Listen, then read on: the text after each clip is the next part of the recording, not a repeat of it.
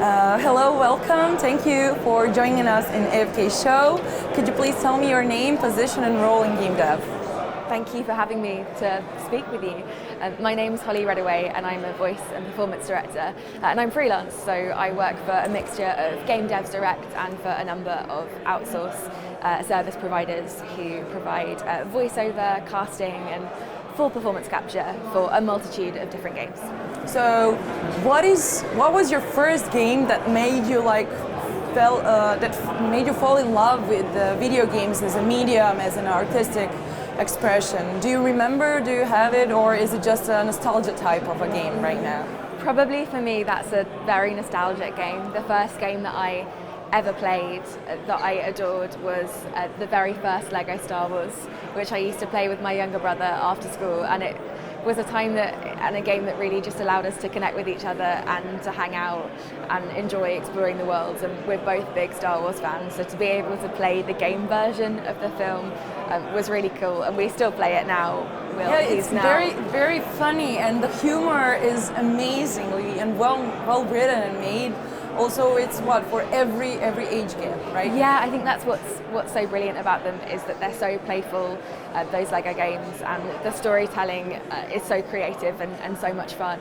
But I played that as, I guess, like a 9-year-old, and I play that now, and it still gives both my brother and I the same amount of joy to play it today as it did when we were kids, and it's something that we return to out of nostalgia, and either we'll start a new game or we'll pick off where we've got the free play of all of our different favourite characters and we'll hop into our favourite missions. And it's just such a fun, silly way of playing a game that is just not particularly high stakes, but where you can really just hang out and spend time in one of your favourite IPs and enjoy running around and exploring that world and that story.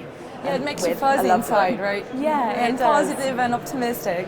And about your work, do you implement those experiences from throughout your years, or stuff that you did before going into game dev, or how do you combine the previous and current experiences in your work?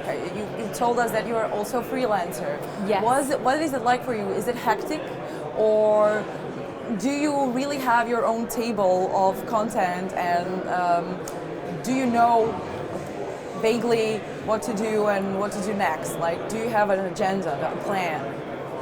Absolutely. I think the thing that fuels my work in games the most is my background as a director in theatre, and that's where my training is.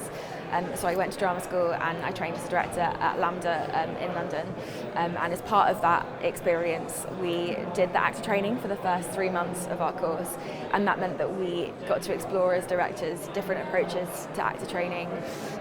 And that has really informed the way that I work on all of my projects since. I think as a director, our job is to unlock the most nuanced, exciting, compelling performance from an actor, and that work in theatre has definitely enabled me to think really creatively about how I work with actors, and also it's enabled me to work out the different ways in which different actors like to work, and to be able to find that out quickly and adapt to the ways in which I work in order to access the best performance and facilitate that with the actors that I work with. Every actor is different, and that's the joy of the job. No one day is the same and no one character is the same.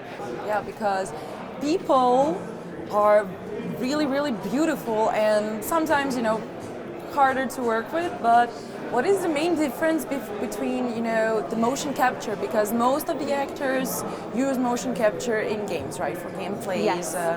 Mechanics, cutscenes. So what would you say that the difference between performance in motion capture actors, or even the other part, the voice acting that they have? Like, there is a distinct line, but could you explain us more about it, in your own kind of words and way? Yeah, of course. So voiceover is just recording an actor's voice. You might also have a project where you have HMC, so facial capture, so you're recording a voice and an actor's face at once. And then on the other side of that, there's motion capture, which is just the body, and then full performance capture, which is face, body, voice, the full lot, and it really depends project by project, the different ways in which you work with actors. Something that people don't realise is that voice acting is quite a physically demanding job, that even if you're just capturing an actor's voice, so much energy is going into that, and you know, if an actor sits down and isn't physically engaged, then you're just fundamentally not going to really believe that they're in these high stakes situations. And then of course with motion capture you're capturing the full body, so that's a very different experience for actors, and I usually talk about that in terms of where you pitch that as a performance being like working in a studio theatre, so it's not as small and as contained a screen. It does need to exist within a body in a very readable way, and for the body to be a tool to tell that performance clearly, and what a character wants and what a character needs, and how a character changes through the body. So anyways, about you being their director, do you like help them out, mentor them, or as your job role and opportunity and responsibility as a director is also to help them out to whatever is written on the paper, you make them available when they act in performance in motion capture and voice acting. So what would you say, what is the most hardest stuff that you have to do as a director to them? What is like for you to, when you work, is there a challenging task with, you know, people's personality, technological disadvantages, or some other challenges? So what is it like for you when you work as a director? Understanding as a director what you need to give everyone in order to facilitate everyone's best work is the thing that you've always got to start from scratch with, and you've got to constantly be adaptable in order to unlock those best performances. Certainly working with developers, the key for a performance director is to really understand the tone and the style and the feel of the world, so that you're making sure that you're delivering or hopefully exceeding the expectations of what they've had in mind in terms of the actor's performance, and really bringing that world and story to life. And then when working with actors, every actor has a totally different approach, and as a director it's your job to very quickly work out the different ways in which actors like to work, and creating very specific, detailed, imaginative notes that enable that actor to unlock their best performance. It's absolutely collaborative. It's all about listening to an actor's instinct, and working with the devs to make sure that they have all the materials they need to really bring that performance alive, and then knowing how you can deliver really specific notes to fine-tune that work to make it the most elevated, excited version it can be.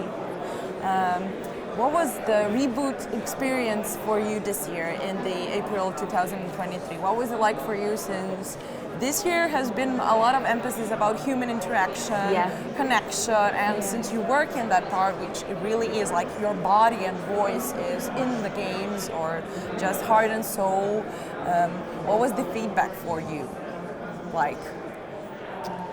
I've had a wonderful time here. It's such a gorgeous location, and the games industry, I think, is such a generous and positive and really friendly community, and you go to these things and you bump into old colleagues and friends that you've met at other events, and you always get to meet and connect with new people and talk about their ideas and their processes, and that's always so enriching to thinking about how you start to embed that within your own practice. And then I suppose in terms of my experience speaking here, it was very interesting to do a talk on directing actors' performance for games. I believe it's the very first year that a talk of that style and that specific niche of the industry has happened. So it was really exciting for me to be able to deliver that, and I think it's very important that we talk about how we can best work with actors, because games are such a long, especially AAA titles, and indies of course as well, but the production processes for shoots, for mocap and voiceover, can be so long and so lengthy, and these games, you know, take years to make, and I think it's important sometimes to really return to thinking about the why we do certain things, and investigating the best way of approaching something. So it was great to have the opportunity to talk about my experience as a voice and performance director, and the things that we can do to constantly stay fresh and deliver actors all of the materials that they need in order to deliver the best, most compelling performance. So that was a real pleasure, and it's been lovely to talk to people that came to the talk that found it useful, maybe indies that are taking their first steps into working with voice actors and are thinking about how to best approach that, and those people that have been on hundreds of shoots that are perhaps set in the ways that they do things, and finding a freshness to that and really investigating the why and thinking about how that can be developed. And I think it's so important that at whatever stage we're all at in our careers that we are constantly reflective about the way that we work, and we really investigate the why we do things the way that we do. And I think talks and events like this are so brilliant at getting us to really look inside ourselves and our processes and our teams, and find new ways of collaborating and new approaches that will enable us to create more exciting, diverse, interesting games as we continue to evolve our creative practices. So those are lovely and exciting and charming words. Thank you for chatting with me, talking to me. Good luck in your upcoming project. Thank you. No problem. And see you later. See you later. Thank you so much. No Bye. problem.